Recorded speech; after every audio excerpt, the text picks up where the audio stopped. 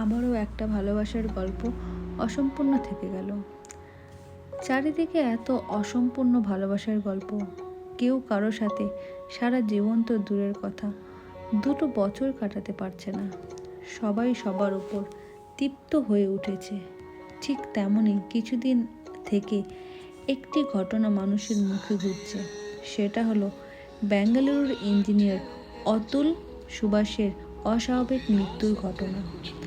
সব নিজের সুসাইড নোটে লিখে গিয়েছিলেন, এমনও স্ত্রী হয়। আর এই সব কিছুর মধ্যে 2টি মানুষ দিব্যি কোনো কিছু না ভেবে একসাথে ছিলেন। এই দম্পতিও আর 5 জনের মতোই বিবাহ সম্পূর্ণ করে একসাথে ছিলেন। এমনকি বিবেক পেঙ্গানির ব্রেন টিউমার ধরা পড়ার পরেও একইভাবে ওনারা ছিলেন। ওনার স্ত্রী চাইলেই সেই সময় ওনার হাত ছেড়ে চলে যেতে পারতেন, কিন্তু না, সেটা ওনার পক্ষে সম্ভব ছিল না বলে হয়তো হসপিটাল থেকে শুরু করে সর্বক্ষণ অসুস্থ স্বামীকে আনন্দ দেওয়ার জন্য প্রাণপণ চেষ্টা করে গেছেন। আমাদের এই স্বার্থপর অসম্পূর্ণ সব সম্পর্কে প্রজন্মে এরাই তো আমাদের অনুপ্রেরণা।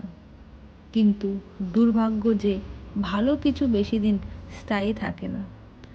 আমরা বিবেক পেঙ্গানিকে আজ হারিয়ে ফেললাম, যেমন করে বছর খানিক আগে ঐন্দ্রিলাকে আমরা হারিয়েছি। আদর্শ দম্পতিদের আর একসাথে আমরা দেখতে পাবো না ঠিকই, কিন্তু ওনারা চিরকালই আমাদের মনে বিশেষ জায়গায় থাকবে।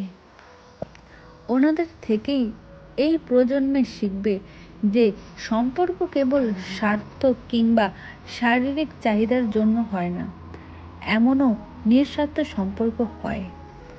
ভালো থাকুক বিবেক পেঙ্গানি, ঐন্দ্রিলা এবং সে সব নিঃস্বার্থকর ভালোবাসার মানুষজন।